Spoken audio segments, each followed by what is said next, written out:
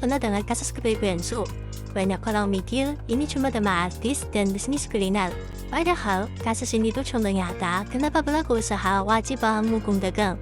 Bayangin ya, bisnis kamu udah rame, cabang di mana-mana tiba-tiba digugat soal merek, rugi secara uang, waktu, bahkan reputasi. Nah, lewat kasus kepribadian bensu ini, kita bakal bahas kenapa sih merek dagang itu penting dan apa pelajaran hukumnya buat pelaku usaha terutama UMKM. Sederhana, kasus ini melibatkan Ruben Onsu dengan pihak lain terkait penggunaan nama Bensu untuk usaha ayam geprek. Keduanya sama-sama merasa punya hak atas nama tersebut. Masalahnya, dalam hukum dagang, merasa punya belum tentu sama dengan sah secara hukum. Sengketa ini kemudian dibawa ke pengadilan niaga dan akhirnya berlanjut sampai ke Mahkamah Agung. Disinilah mulai terlihat bahwa sengketa merek itu bukan soal siapa yang lebih terkenal, tapi siapa yang punya hak hukum paling kuat.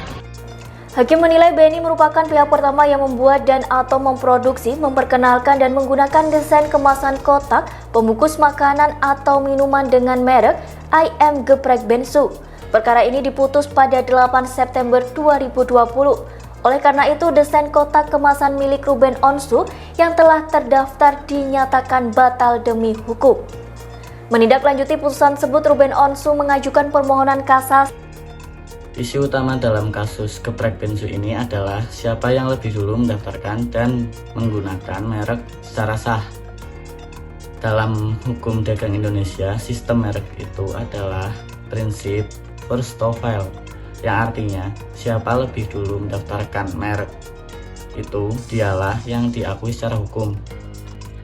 Jadi, meskipun seorang terkenal, kalau mereknya belum terdaftar atau kalah lebih dulu, posisi hukumnya bisa lemah.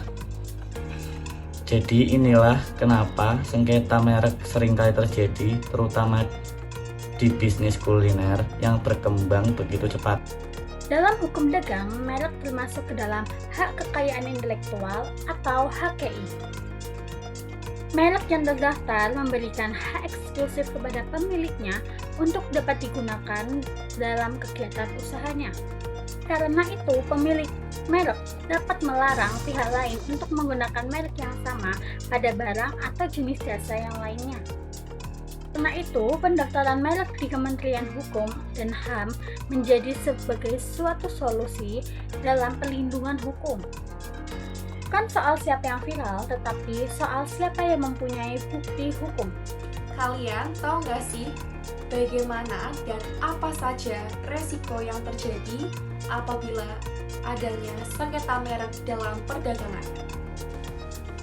Kalau sengketa merek terjadi, dampaknya gak main-main. Pelaku usaha dapat mengalami kerugian finansial besar, harus ganti nama brand, serta kehilangan kepercayaan serta kepuasan konsumen. Belum lagi biaya finansial yang besar selama perkara dan waktu yang terkuras selama di pengadilan. Dalam kasus geprek bensu ini menjelaskan bahwa kasus sengketa merek atau dalam perdagangan dapat terjadi atau dapat menimpa bisnis besar maupun bisnis kecil. Untuk itu, pencegahan perkara jauh lebih murah daripada berperkara.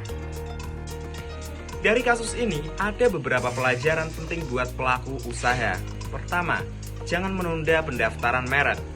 Daftarkan sejak awal, bahkan sebelum bisnis kamu terkenal. Kedua, hindari memakai nama yang mirip dengan merek yang sudah ada, walaupun kelihatannya belum populer. Ketiga, simpan bukti penggunaan merek, seperti promosi, penjualan, dan dokumen pendaftaran. Langkah sederhana ini bisa menyelamatkan bisnis kamu di masa depan.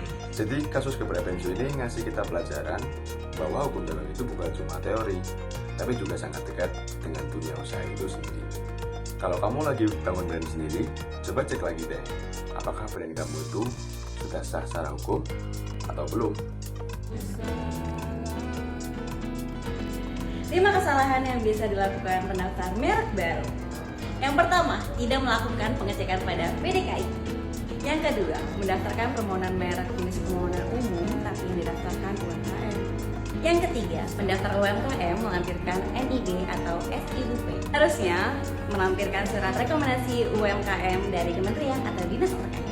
Yang keempat, setelah sampai permohonan, biasanya pemohon tidak melakukan pengecekan status secara berkala pada akun merek.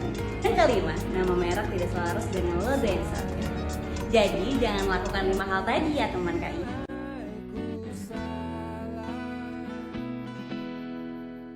Betul. Oke deh, dari kasus Geprek ini kita jadi tahu ya bahwa punya merek itu nggak cukup. Yang penting sudah terdaftar dan sudah sah secara hukum. Karena hukum dagang di Indonesia itu yang dipegang bukan yang paling viral, tapi siapa yang lebih dulu daftar dan punya bukti legal. Buat kamu yang lagi bangun bisnis atau brand sendiri, ini saatnya cek lagi merek kamu udah aman atau belum. Kalau belum, jangan ditunda karena mencegah sengketa jauh lebih murah daripada ganti nama dan bolak-balik pengadilan. Thanks yang udah nonton sampai habis. Jangan lupa subscribe, like, komen ke teman-teman kamu yang lagi bangun usaha juga biar sama-sama nge-like di usaha bisnis hukum. Sampai ketemu di video berikutnya. Ingat ya, brand yang kuat cuma terkenal tapi juga terlindungi secara hukum. Bye.